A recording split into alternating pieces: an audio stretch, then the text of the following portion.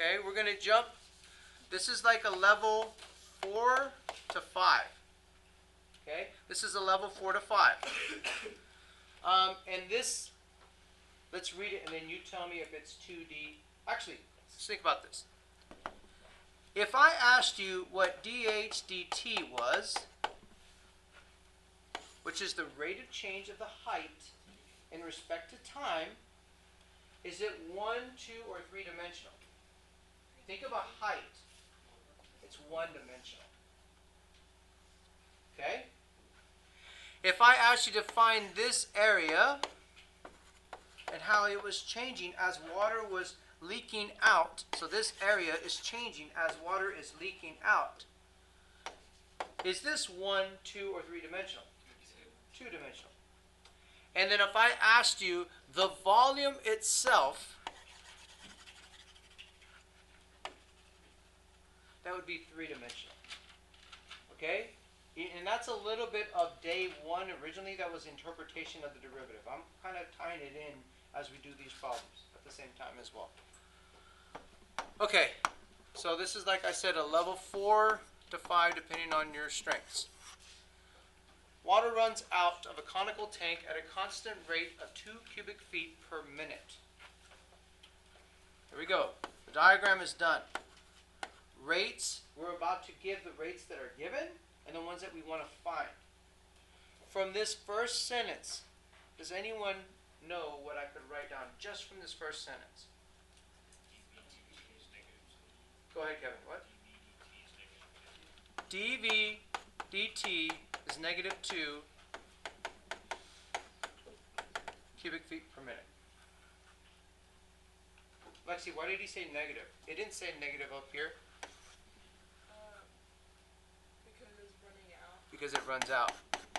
So we have to, just from words, create all these small little subtleties when we build our equation pieces. Okay? So that's the one that has been given.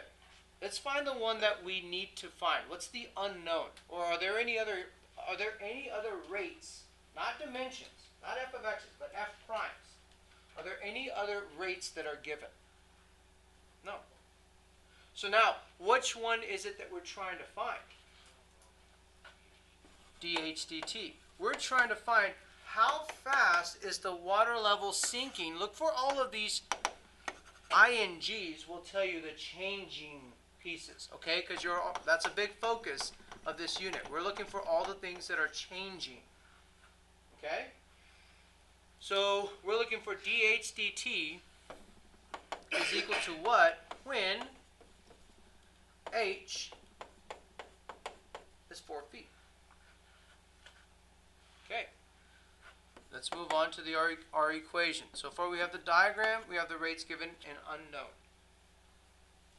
From what we see so far, put all these pieces together, relate them together. Matthew, what is the equation you think we're going to use? So you're doing a volume of a cone. Volume of a cone. So let me help you out. I'll help you memorize it right now. Look. It's a cylinder divided by 3. Yeah. So it's a cylinder's volume divided by 3. So it's going to be 1/3 pi r squared h. Okay? 1/3 pi r squared h is the volume of a cone. Because a cylinder's volume is pi r squared times the height. And if I take a 1/3 of that, I will get the cone that fits into that cylinder. Okay? Here we go. Check. Now I got to ask myself those 2 questions. And I'm going to go through them one at a time.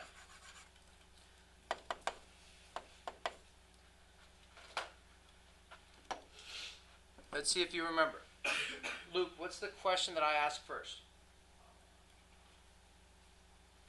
Grant, what's the question that I asked first? Is it constant or is it changing? Guys, look at this problem. Is the volume changing or constant? It's changing. So I'm going to do what? Keep it as the volume. Keep it as V. Keep it as a variable right now. Okay? Am I going to use a dv/dt anywhere in this problem?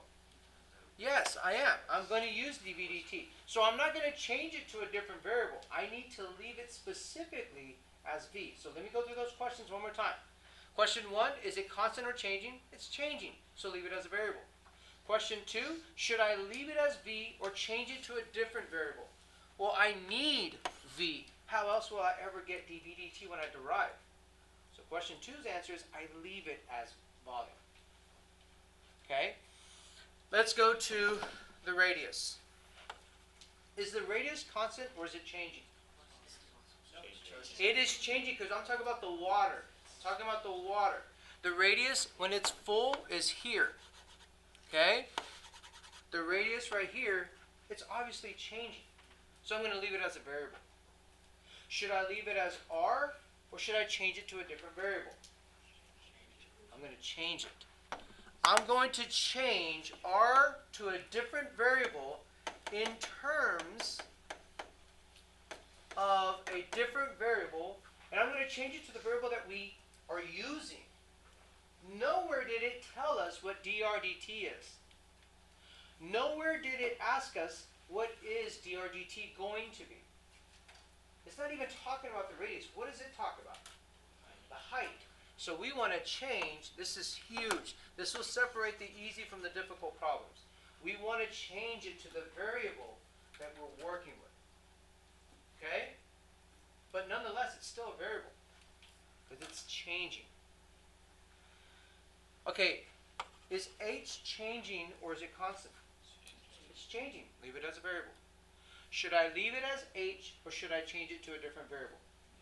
I'm going to leave it as h because how else am I ever going to get this piece when I go to derive? Okay? Alright, so let's go ahead. I just realized just now I didn't fully finish step 1. I need to diagram this a little bit better. The radius of the top of the tank is 5 feet. So this right here is 5 feet. And the height of the tank, notice I'm talking about the tank, not the water. I'm talking about the original construction of the tank. Yes? Do you only change the variable if it doesn't add the full derivative of that variable? Yes. So you just change it to in terms of something it's already asking for? Perfect. Yep. So this will be 10 feet. You with me? How fast is the water level sinking when the water is 4 feet deep? So what I'm going to do is I'm going to change r to h. This is how I'm going to do it. The radius is to the height as 5 is to 10.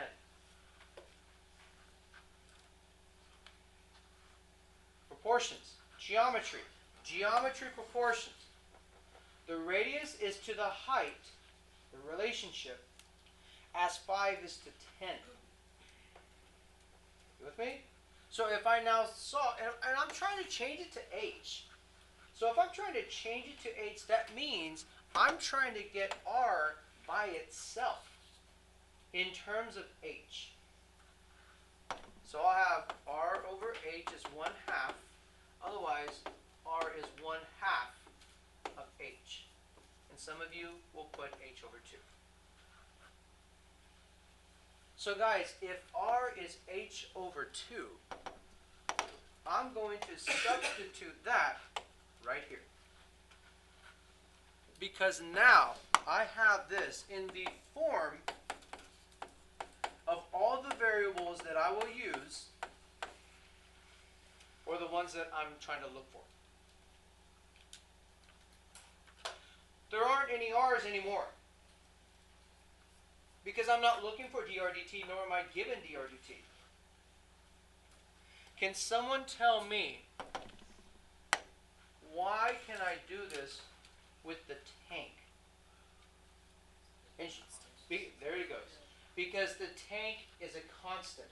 That constant proportion will always exist even as this is emptying. The radius to the height will always be at a proportion of 1/2.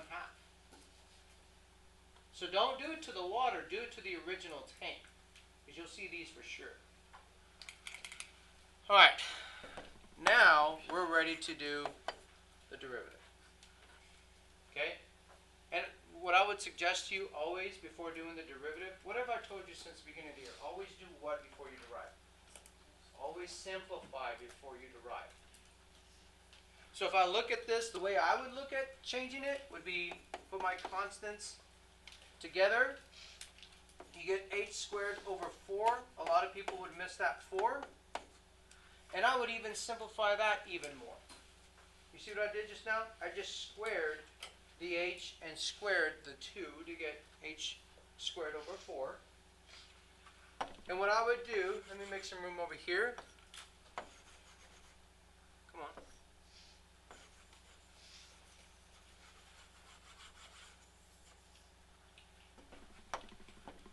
I'm going to simplify this to h cubed. And then what? What's my constant? Pi over 12. So how I piece the 3 and the 4 together? And now constant multiple plays a big piece into this. Don't even look at pi over 12. What's the derivative? Yes, Kate? What happened to h being divided as well? Well, h is in the numerator, and they multiply. So you just add their powers to get h cubed. Yeah, but it was over 4, so it'd be h cubed over 4, right? And then Yeah, all true. increase with- H cubed over 4. This 4, I just grouped with this 3, and I pulled it out as a 12. Well, why wouldn't it be pi h cubed over 12? It is. This is the same, guys. This is the same as pi h cubed over 12. Those are the same.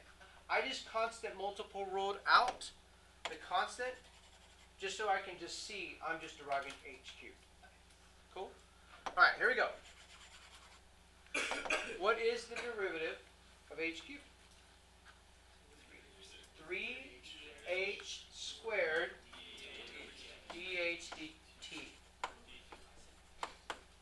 Then multiply back in your constant. And you tell me, what's on the left side? What should I write on the left side? No. dv dt, right?